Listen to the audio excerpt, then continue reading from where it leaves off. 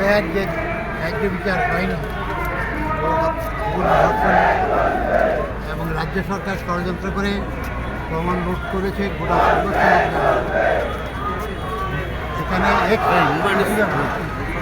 Medical কলেজের তিনি যে মূল কাল্পনিক পাবলিক জানে, তার সাথে তার সহযোগীরা ছিল, সঞ্জয়কে যে তারা করিয়েছে তারা নিজের ইনভলভ প্রমাণপত্র এনডিএ সরকারও তার নিজের স্বার্থে পশ্চিমবাংলায় যে ব্যাপক এর প্রভাব যাতে ভারতবর্ষের মধ্যে না পড়ে, বিজেপি শাসিত ব্যাপক গণধর্ষণ চলছে, তার ক্ষেত্রে হচ্ছে এখানে এই আন্দোলনের ফলে জনগণ জয়লাভ করুক এটা চাইছে না। কালকে রায়ের পরে কি আজকে এই এত মহামিছিল?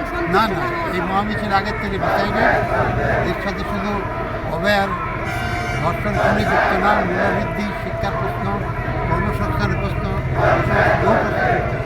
যে দাবিগুলি রয়েছে সেই দাবিগুলি আগামী দিন পূরণ না হলে কি আপনাদের আন্দোলন তো চলবে, এটা তো সূচনা। এরপর আন্দোলন চলতে থাকবে।